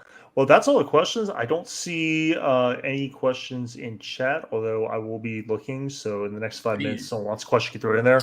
I'd say real quick and casual way to kind of close this out. We've had a bunch of articles and information on 10th edition the last 2 weeks. So not really, not like a hot take segment because this is definitely oversaturated for that. But like, I don't know, like what are you all like thinking? What are you vibing? You know, like I know there's a lot of mixed feelings out there in the community right now. You know, especially being kind of like I guess quote a lame duck edition. Although I'm still playing games because it's Warhammer is still Warhammer and I'm still having fun with it. So. Yeah, it's still fun. Get that GPS going, bro. You gotta work that good player shit in between. Well, we talk about all the time, like risk mitigation and movement. Like those are things you can practice on, regardless of what edition it is. I don't see that changing for 10th. So I'll lead. I've kind of been paying attention to some of the articles, but not really. I think I'm going to be up to my eyeballs in 10th edition with the TVUSA stuff in July. So I'm not super stressed about overanalyzing every little snippet of out of context data that comes my way now, especially because pretty soon I think Anthony and I are going to be concerned about like more like the holistic high level rather than like maybe like the individual nuts and bolts now. Yeah. So I'm just letting it come when it comes. I'm not really. I mean, I'm getting excited about it, you know, cautiously, but that's about it. Get some articles hype. It was cool. Mixed opinions about it. Like some of my locals, they didn't like the whole D3 mortals thing. They're like, ew. They're like, can it be one mortal, please? Yeah, that would have been preferable. There was a couple of times today where I like joke rolled out activations to be like, what does this actually look like? And I took mortals on Abaddon like an uncomfortable amount of times. Where that's exactly who I was thinking about. I was like, oh man, I could just see the number of times where you're just going to take 3 mortals straight up on Abaddon at like the worst possible time. Yeah. You just stole the Infernal Night Household thing and jammed it onto the whole army. Yeah, it's way better on the CSM version though. For sure, Infernal suck. Yeah. I lose a model. Great. That's don't let Mono Knight players lie to you. Vectrix isn't good. I don't know. Like it's funny having this experience where like I say something and then someone's like, "Nah, bro, we need all the info," and I'm like, "All right, but like that thing seems crazy, right?" And they're like, no, without the context. I'm like, okay, but like we don't have the context.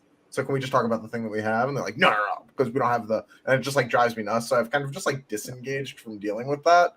Because things like that drive me insane. Because like even without the whole, like, I don't know, to use like a really extreme example, if GW printed a rule that was like, on a 4-up, your opponent punches you in the mouth, you'd never be like, oh well, we don't know the rest of the context. Like maybe on the 1 through 3, you can pick them. Like that's not how that works, right? We got to see the whole picture, guys. We got to see the whole picture. Yeah.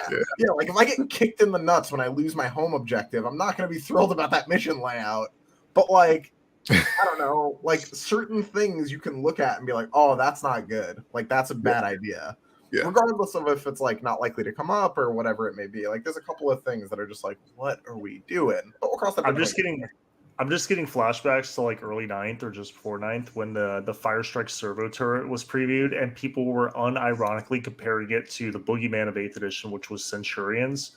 Because it's a model that's shaped like a square, and like it was and it had the same number of wounds, same toughness, but like people were like, right, or not at all.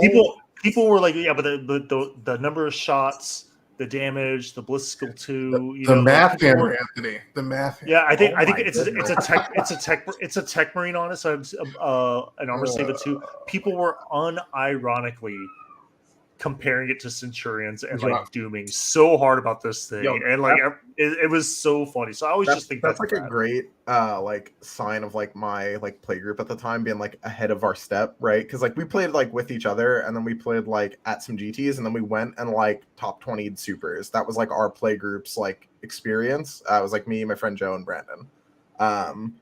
And like when that unit came out, we died laughing. Like we saw the preview for that like right before we were about to like smoke or something for the night, and then we made fun of that unit for like several days. Of like, I've still never seen one in person. Not just an event, just never seen one. I still have never seen it. We had a guy bring one to a tournament, and during tournament awards for the RTT, they gave him an award just because he brought them. Like he went like 1 and 2, finished like middle of the pack, but they gave him prize support because they were like, "Yo, we didn't know these existed. Like here you go, up top, hell yeah." We know what it does. Yeah, I just can't wait till I finally see one, and then like I know that you're going to be surprised that it's either A, way bigger, or B, way smaller than like I expected. And I'm like, oh, cool. Every time, the first time they see the Parasite of Mortrex, you're like, what the fuck is that? So little. Yeah, so little. Jim, what about you, man? 10th edition. What are you vibing? Oh boy. So I've been thinking a lot about, because when the edition first got announced, I was like, it kind of took the wind out of my sails. But the more I think about it, it's nice to kind of have be able to hit the ground running from the start of an edition, because when 9th started, I was buying a house, so I kind of missed out on the beginnings of 9th. But I will say I'm sort of anxious about figuring out what I'm going to play, because there's a lot of hobby lag for me. And I think that there's probably going to be a moment where I'm going to go, I want to play Eldar, and then I don't. So it's sort of like, how do I best prepare for 10th? And I imagine there's probably a lot of players with similar feelings right now of like what Anthony said, like work. What's the matter? I saw that. You saw that? You could see Anna I saw that on the ground trying to carefully stealth crawl past. Yeah, he can see you. Someone can see you. Tim saw you. Big the ring / the grudge energy. Yeah. Funnier than That actually fits Anna better than you're aware of. Oh God, I see her now. That actually scared me a little bit. Yeah, that's the life. Oh shit. All right, sorry to interrupt, okay. Jim. That's all right. But kind of what I'm thinking about is for 10th, like I kind of sort of want somebody to just like usual, just tell me what to play. Just be like, Jim, in the start of 10th, exactly. So I'm kind of hoping Anthony will tell me something to play in 10th that is something that I either already have or am excited to paint. Because nothing says new edition like getting that gray plastic out and going to town on it. And I so much. What's that? So there's so much gray plastic, like 10 feet behind you. There is, yeah. There's a whole box of it. So once we know a little bit more, maybe about like the faction previews and stuff like that, I'd like to get an idea sooner rather than later. And I think again, a lot of people probably feel this way. Something that I can commit to, really get into, and just kind of hit the ground running with. And even if it doesn't end up being the best army, I just want to get out there. I want to play games. I want to be solid, and yeah, just give it a good shot. And supposed to have our store, our favorite store, opening up soon, and excited about the community up there. So it's gonna be a good time. Cliff, bring it home for us, man. Yeah, so like I'm very excited about, given the toughness increases, potentially being able to play custodies the way that they're supposed to be played. Like those are my babies. And if I can throw like 9 to 12 models down on the table and just have them swimming through marine bodies, like that would bring me immense joy. Just make them faster. Just a little bit faster, hit super hard in combat, really durable, just can't be in a lot of places at the same time. Living the dream, would love it. And I'm like lucky enough to have spent a lot of time hobbying over the last like 4 or 5 years. So I've got like Necrons, Knights, working on some Chaos Knights now, bunch of Tyranids, soon to be Death Watch. So there'll be a lot of flexibility there. I'm also excited more broadly for it's clear that they're removing a lot of the intricacies around close combat, like with those like sort of charge rules and like direct Proceed carefully. Yeah. There are these like, they're clearly trying to make it more, I don't know, it's just like less intense with respect to rules and more, it sounds like more similar to like Age of Sigmar. And I think that that's going to help with like right now there's sort of like 2 stages, I think, between like the broad population of players and like people that are really good. There's like a knowledge gap between a bunch of players and like other players. And then once you have all of the knowledge about the mechanics of the game, there's another step where it's like, are you actually good at the game now, given your knowledge of the actual underlying mechanics? And I think removing the knowledge gap and the ability for that to be there is going to be like net positive for the community, especially as it grows. Like making the game easier to access is good. And I think it'll reinforce that much more for people, like how big and how real that like skill and execution gap is. And then given all the resources that are available, I think it'll like hopefully help push people towards examining their own play and being like, okay, cool. Like, how can I get better? What do I need to do to change? How can I improve? Versus having that excuse, which I think really does exist now, of like, oh, I didn't know that you could do it. Like, I didn't know that was possible. And now you're like, yeah, man, that's it. You've learned, but you've also lost. Like skipping that stuff will be really nice. Yeah, it was.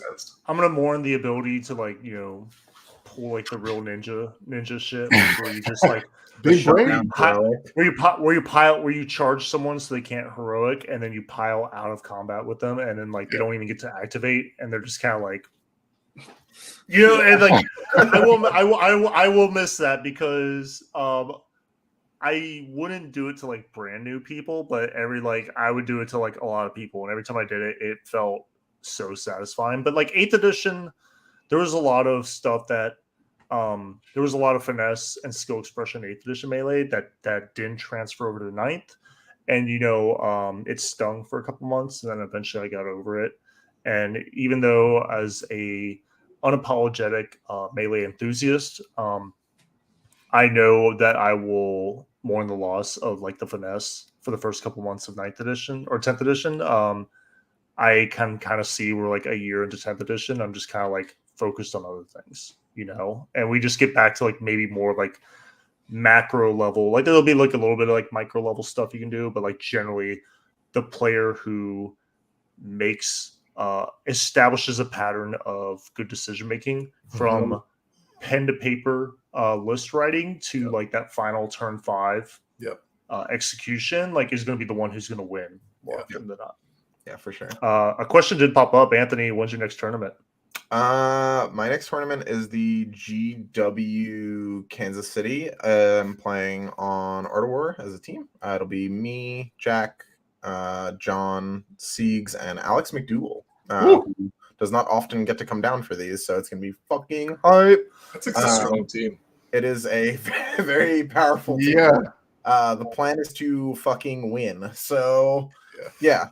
5 golden tickets in a row on a line. We go hard. So I'd be hitting them team events. That's the thing I'm doing. The person that asked that question, by the way, is a fucking saint in the hobby. His name is Jeremy Knox. He is awesome. Incredible dude. Great opponent. Great player.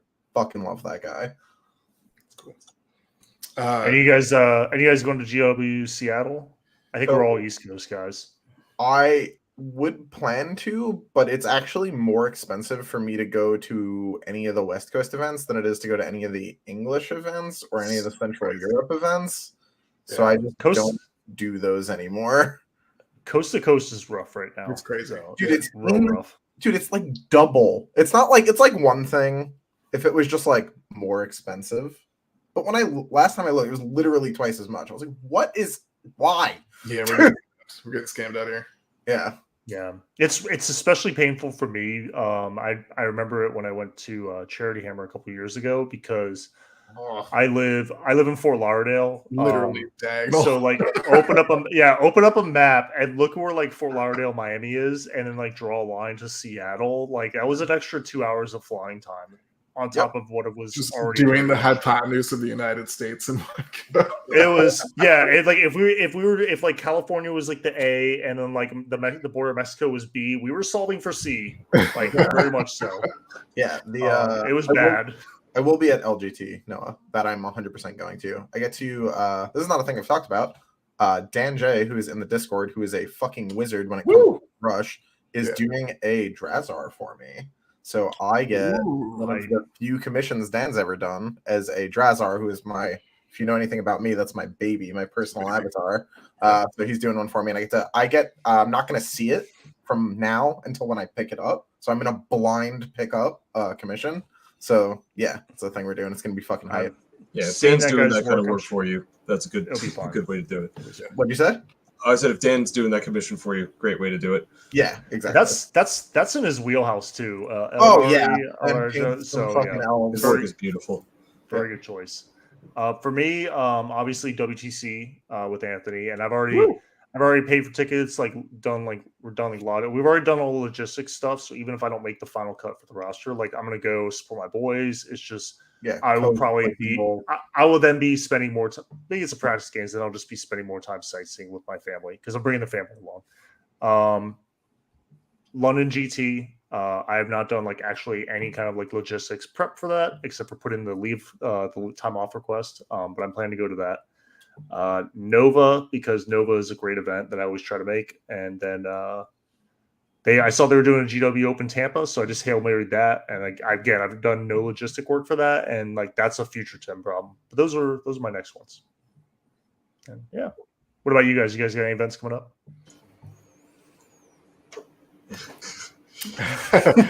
Not really. I know. I'm gonna try to hit GW Atlanta for the narrative. That'll be super fun. Also, Atlanta's sick. Like, the city is so dope. And maybe try to hit another GW event. Aside from that, it's just like, Crusade, random RTTs trying to build the local community up. Yeah. We might be doing some stuff, Cliff. I might see you soon. Right? Hey, oh yeah. So something going. Yeah. Anything you can share with us? No, nothing that crazy. So Anthony. No, nothing. Anthony has volunteered to come out and like run essentially like Warhammer 40K seminars at differential skill levels, depending on the people that are there and who are attending at my friendly local game store.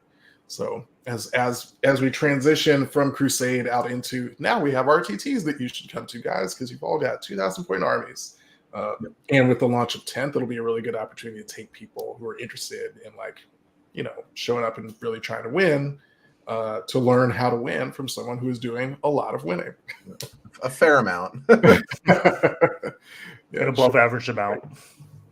Awesome. Well, guys, I think that's it. I think that's a nice bow to kind of wrap on it, end with. Jim, again, thank you so much. Your feedback has been awesome. It was awesome to hear you talk about commissioning, kind of pull the curtain back on that a little bit. Anything else, like any plugs you want to do or anything else you want to add before we close this out? Nothing specific. Just if you're not, already signed up for the Discord, definitely do that. Check out Cult of Paint; they're amazing. And thank you guys so much for having me on. It's been an honor. Thanks for coming on. Yeah, same for you, Anthony. I know you're semi-regular, but again, every single time you make time for us, I know your schedule's busy. It's awesome. Any plugs from you? Nothing really. I'm a coach through Art of War. I'm a regular contributor on the main show for Stat Check. Those are the two main ththings that I do. I would plug Team USA stuff and insert that here, but that's a work in progress, coming soon, TM. So yeah, those are the three main things. Awesome. Well, all the viewers and listeners, thank you so much for spending your evening with us or your morning if you are going to be listening to this on the podcast in your commute. And go out there and play some Warhammer, and we will see you in roughly 2 weeks. Thanks for watching. Thanks for listening, y'all. See ya.